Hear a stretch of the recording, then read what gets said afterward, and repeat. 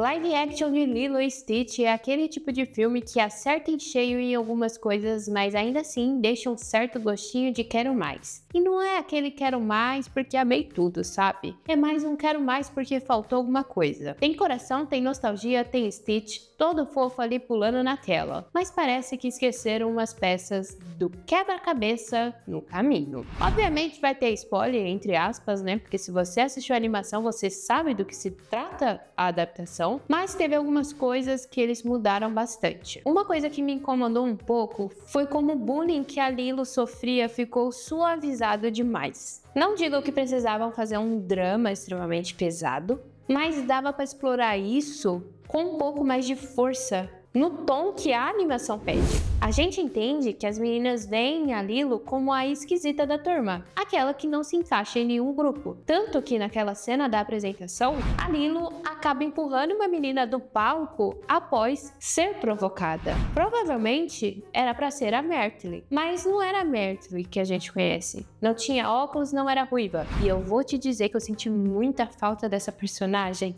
daquela Myrtle cruel demais, que olha para Lilo com cara de desprezo mesmo e solta uma aberração na cara dura dela. O famoso Eka sai pra lá, aquela cena sempre deu um baita peso para a sensação de exclusão da Lilo. Acredito que eles retiraram um pouco disso para não deixar o tom do filme muito pesado, o que até faz sentido para um público mais amplo, mas ao mesmo tempo isso acaba tirando um pouco da força narrativa sobre como a Lilo se sente, esse sentimento de isolada. Faltou aquele soco emocional que faria a gente entender ainda mais porque ela se conecta tão profundamente com Stitch. Afinal, os dois são os rejeitados perfeitos um pro outro. O Capitão Gantu, o principal antagonista do filme, não aparece no live action da Disney. O diretor, ele explicou essa decisão de retirar o personagem. E ele disse que o Gantu não funcionava tão bem no live action.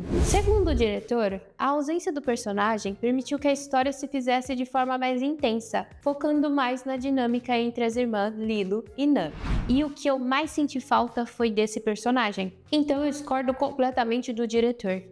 Pelo menos eu gosto de personagem assim, que ele é forte, não tem medo de nada e põe a cara pra bater. Traz um ar de que a protagonista não vai vencer, mesmo a gente ciente do final, que o mocinho sempre vence. Eu tive a sensação que a Disney, ela quis economizar no CGI mesmo. Tanto que a nossa dupla, uma das melhores duplas já criadas pela Disney, vem pra Terra e clona a aparência dos humanos, e eles ficam com a aparência deles a maior parte do tempo em tela. Somente no início e no final que vemos a real forma deles. Em tela são atores. Então é bem explícito que foi para economizar no CGI mesmo. Algo que eu realmente não curti de fato foi terem colocado o Jumba como um vilão, em aspas, desse filme. Tiraram o Gantu para colocar o criador do Stitch para ser o vilão no final. Novamente para economizar no CGI, né, Disney? E ainda prenderam o personagem. O Jumba, por mais que ele não entende de imediato essa conexão entre o Stitch e a Lilo, ele no final decide salvar a Lilo do Gantu. E tanto o Jumba quanto o Pickle, eles ficam na Terra, junto com o Stitch, porque eles não quiseram levar os dois de volta.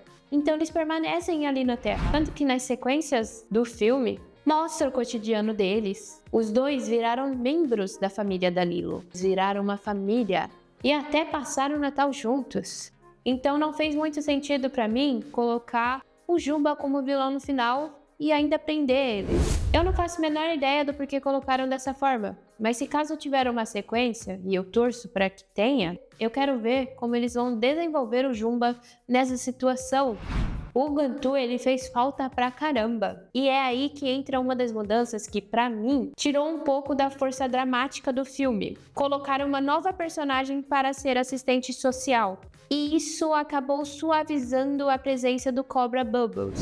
Essa nova assistente até tenta ajudar a Nani, ela mostra os erros, dá conselhos e é bem mais compreensiva. Mas justamente por isso, a sensação de urgência que existia na animação meio que se perdeu. O Cobra Bubbles tinha uma presença que impunha respeito. Só dele aparecer, a Nani já sabia que teria que se desdobrar em 1000 para conseguir manter a guarda da Lilo. Ele entendia o drama dela, mas não tinha pena dela. Ele era aquele tipo de figura que diz: eu entendo, mas eu vou fazer o que for preciso. Tanto que na parte final do desenho, ele dá uma bronca pesada nela quando a casa desaba e ela não estava com a irmã. Já a nova assistente dá apoio nessa mesma situação, e isso muda completamente o tom da história. Outra mudança foi colocarem o Bubbles diretamente como o agente da CIA, algo que na animação só é revelado no final como uma surpresa divertida, que ele era um ex-agente da CIA. Inclusive, o nosso personagem alienígena favorito tinha hiperfoco em pernilongos, em mosquitos, e isso foi culpa do Bubbles. Então foi uma sacada meio que legal, ligando toda a história. Aqui entregaram isso de cara, mas sem essa conexão gigantesca. E sinceramente, eu senti um pouco de falta dele em tela. Faltou aquele impacto que o personagem trazia só com o olhar. Mas por outro lado, eu achei até que esperto mostrarem desde o início ele tá envolvido no caso do Stitch. E isso deu uma dinâmica diferente, pra trama. Só que ainda assim, o Cobra Bubbles clássico faz muita falta. Ele era praticamente um vilão do bem da história e isso dava muito mais peso na jornada da Nani. E já que estamos falando da Nani, teve gente que torceu o nariz para essa adição do live action, de que ela queria estudar, queria focar nos estudos, mas sempre acabava desistindo disso porque ela não podia deixar a Lilo sozinha. Mas quer saber de uma coisa? Eu até que gostei dessa parte. Eu achei que isso trouxe uma camada a mais para a personagem. Mostrou o quanto ela se sacrifica, o quanto ela ama a irmã. Tipo, ela literalmente abriria mão dos próprios sonhos só para garantir que a Lilo tenha alguém ao lado. É bonito, é triste e também é bastante real. A gente sabe que tem diversos casos que irmãos viram mães, pais dos próprios irmãos. E isso deu um peso a mais para a relação das duas. Agora sobre o David, eu não tenho nem o que criticar, nem nada para dizer. A química entre ele e a Nani tá ótima.